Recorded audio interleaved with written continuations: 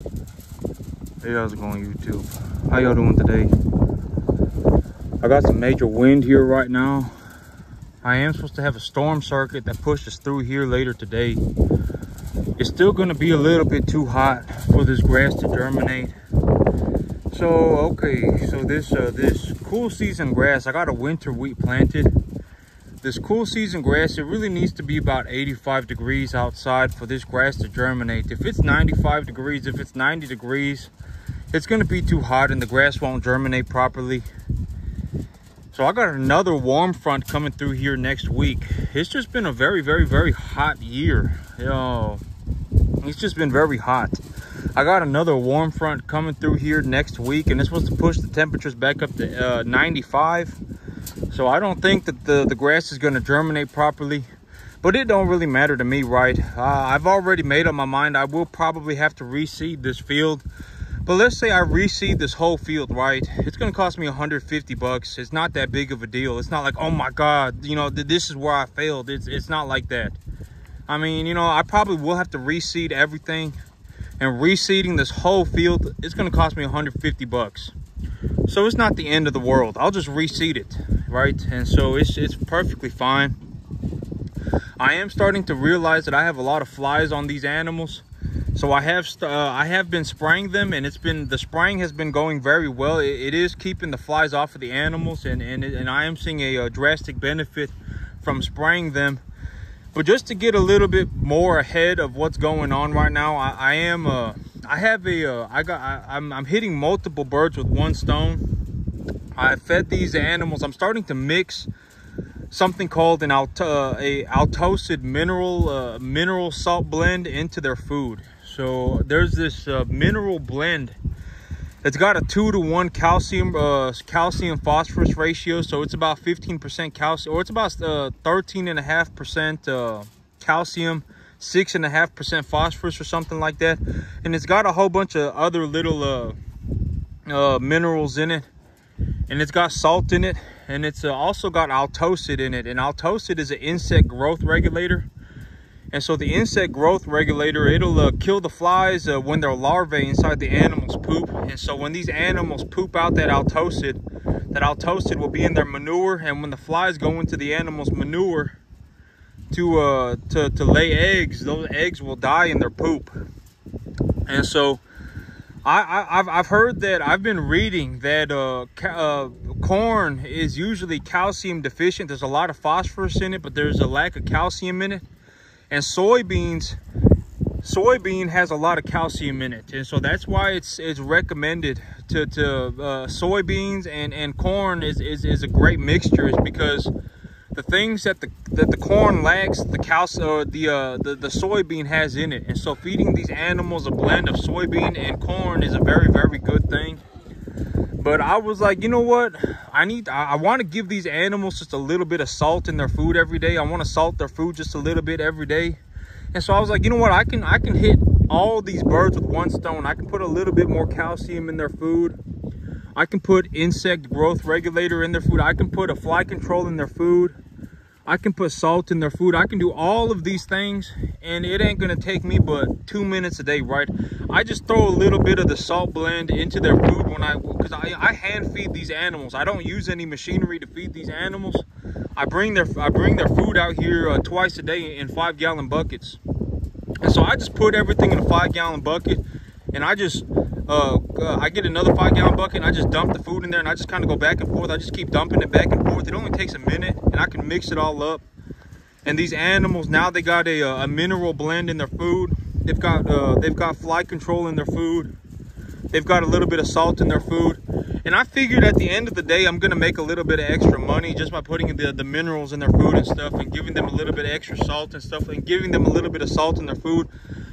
I'll probably make a little bit of extra money on that too. So I mean, the 2 minutes that it takes me a day, it's not that I would, even if it takes me 2 minutes a day, I would do it, right? And all in all, it leads to me having healthier animals. And so I really want to keep the flies off of these animals.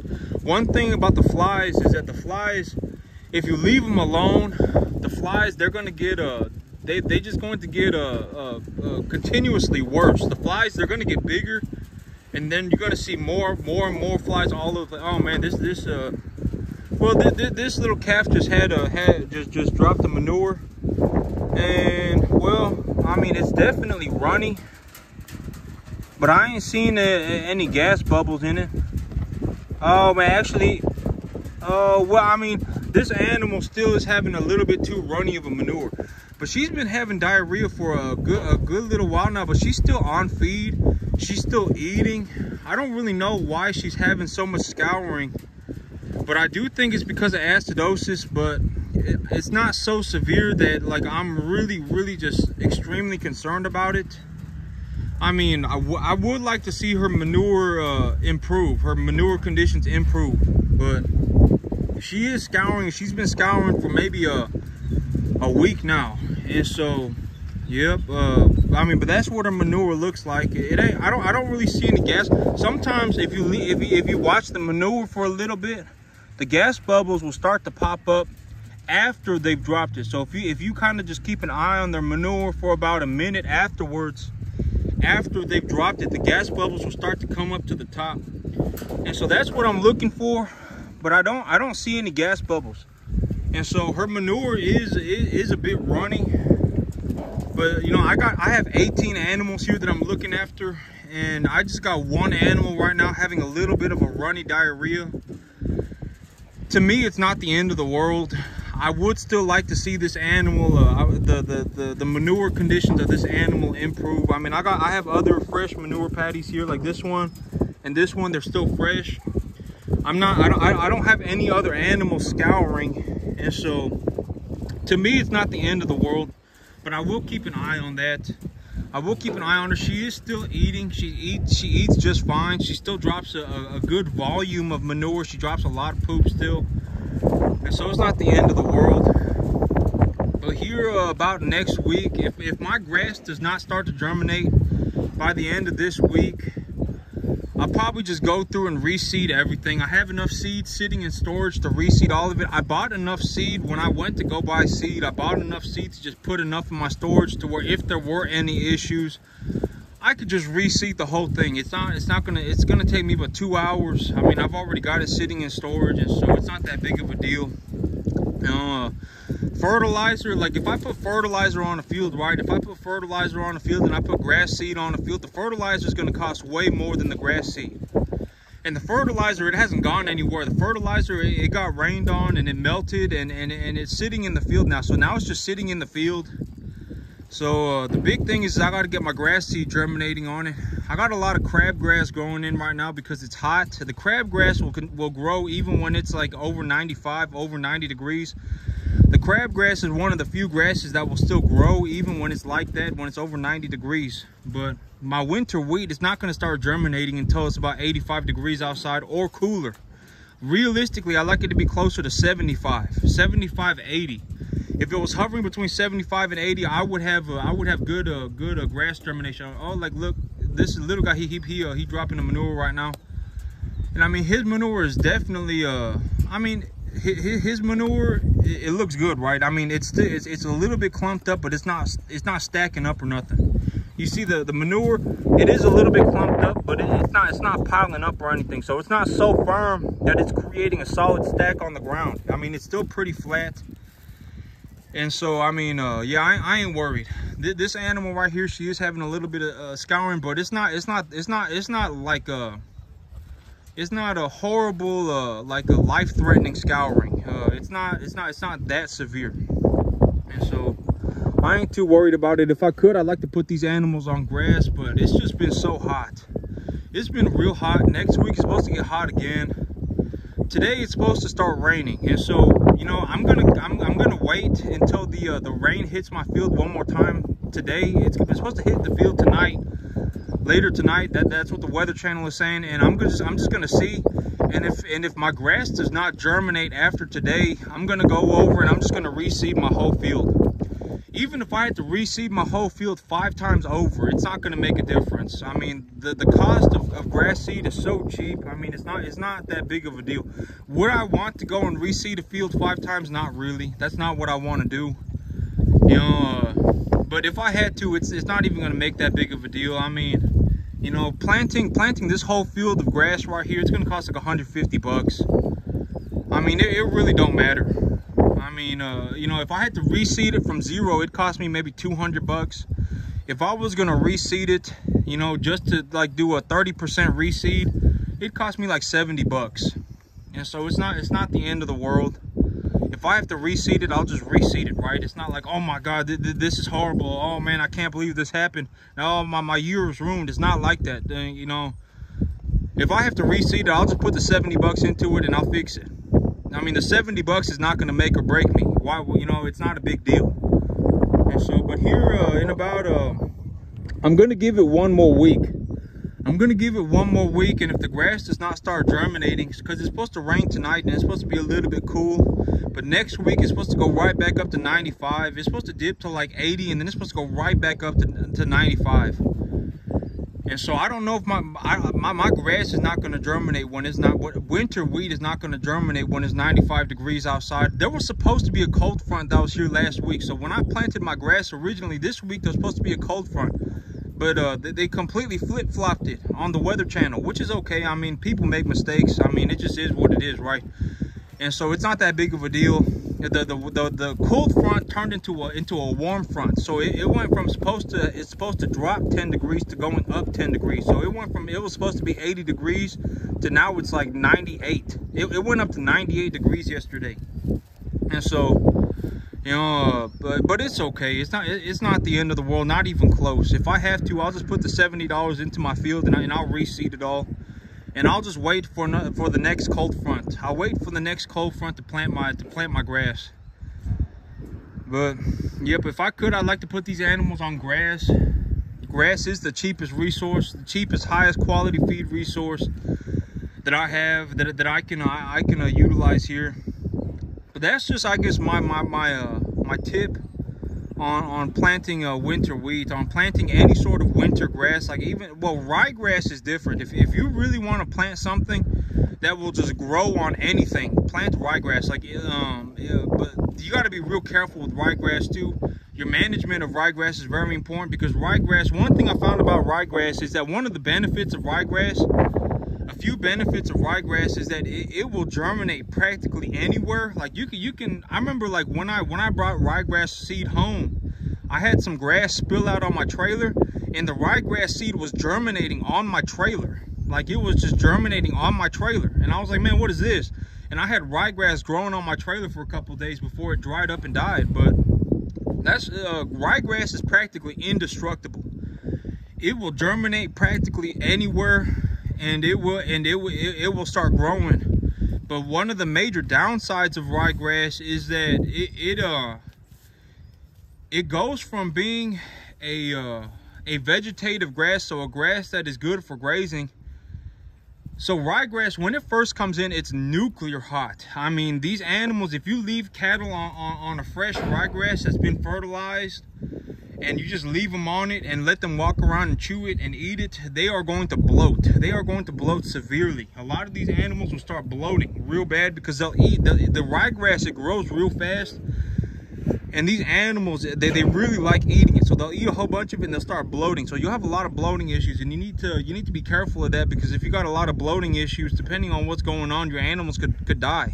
And so that's one of the major downsides of ryegrass. And another major downside of ryegrass is that it goes from being vegetative to being a brush type grass very quickly. So it'll go from that 26% protein, 30% protein early vegetative grass to being like an 8% seeded out brush type grass very quickly. I mean, the window of opportunity to graze the grass is very, very small, especially if you're going to run lightweight stocker cattle, because these lightweight stocker cattle, they need to have a specific formulation of their diet needs to have a specific amount of protein and digestibility in it for them to develop properly on it.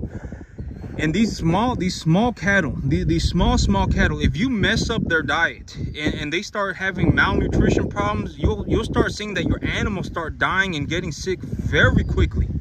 Because these small animals, they're not like full grown animals. They get, if they start getting sick, they start getting sick very quickly, and they start getting sick very severely. And there's a lot of issues, and so you need to be very, very, very aware of what your animals are eating, because even if they don't starve to death, they will have secondary symptoms from malnutrition, and most of the time that those symptoms are BRD, extremely bad pneumonia. And so, you know, especially, you know, running a lightweight, like 250, 350 pound cattle on fresh grass, you got to be very, very aware of what stage of development your grass is in, the nutritive qualities of your grass, and etc., etc. Because if you run these light stocker weight calves on a brush type grass, you're gonna start seeing them die all over the place. They will start dying like nobody's business. They will start dying, like 25% of them will start dying at a time. And I mean, you will piss your pants when you see how many animals die trying to run these real lightweight calves on a brush type grass. And so that a lot of people, when they run these little calves, they run them in confinement pens and stick them on creep feeders. And so most people, when they run these real small calves, they'll put them in confinement pens and put the food out in bunks for them, and have the animals eat just the food that's being provided to them, because the food that is being provided to them is usually formulated to be what the animal needs. But if you run it like that, I'm just saying, you know, I talk about how it only cost me $500 a month to feed 50 cattle. The reason it costs so little money for me is because I don't utilize equipment. I don't utilize equipment to feed the animals. I don't utilize equipment to harvest the animal feed. I don't utilize equipment. That's why it is so cheap for me. I don't you know, if I need to feed the animals, I'll bring the food out here for them myself with my own 2 hands. And you know, if I want my animals to eat grass, I'll just let them out on the grass, and I'll have them eat the grass. I don't chop it up and roll it up into bales. And so that is one of the huge reasons why I am able to make so much money investing so little capital, is because I do things to minimize my input costs, but to maximize the output. And so I don't utilize equipment. I don't go around chopping up my grass. I don't go around baling it up. If I feel like my grass is growing in too fast, you know, and I have a huge stockpile of feed sitting around, I'll just bring in more animals, right? I'll just bring in more animals and I'll have them graze the field faster. And that's also why, like when I talk, I say things like, I need 6 animals an acre. I need 10 animals an acre. Because if I don't have 6 to 10 animals an acre, the grass that I grow will grow in too fast. And so, you know, I need these animals to eat as much of the grass as possible, because the more grass that I get eaten off of my own field, the more money that I make. And let's say I run into a horrible situation where I need to start providing these animals a total mixed ration. Well, I can just put feedstuffs away into storage and start providing them the feedstuffs as necessary. The feedstuffs, I can formulate it in any which way I would want to, right? If I needed to, I could even feed these animals cornstalk bales with a mixture of distiller grains and just put a little bit of mineral salt in it and call it a day. If I absolutely had to, I could do that. And I can keep these animals going and growing until my grass grows back. But that's why, you know, me, when I talk about how many cattle I run per acre, that's one of the big reasons why, is because I need these animals to eat the grass fast. If the grass goes to seed, if an annual grass goes to seed, it will put out seed and then it will die forever. And then I will have to replant it, because a hybrid seed does not grow hybrid plants. A hybrid seed grows like this huge variety of plants. It's not like they will not create a uniform plant set across my field. So if I plant a hybrid grass, to get the hybrid, to get the benefits of the hybrid vigor in the grass that I am growing. If that hybrid grass goes to seed, it will not produce the same uniform hybrid grass across the field. And so I will have to go over the field again and plant that hybrid grass again to get that proper biomass accumulation, to get that proper hybrid vigor, etc., etc. So there's a lot that goes into it. I mean, but you know, the animals, there needs to be enough animals on the field to eat the grass fast enough to keep the grass from going to seed. But there can't be so many animals that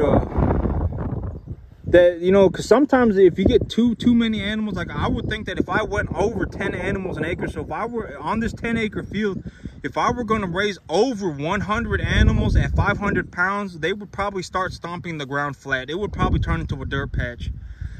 And so, I mean, but there's a lot of things that go on into it. There are a lot of things that need to be accounted for. I mean, there's a lot that goes on into it. But that's it for me today, YouTube. Y'all have a good one.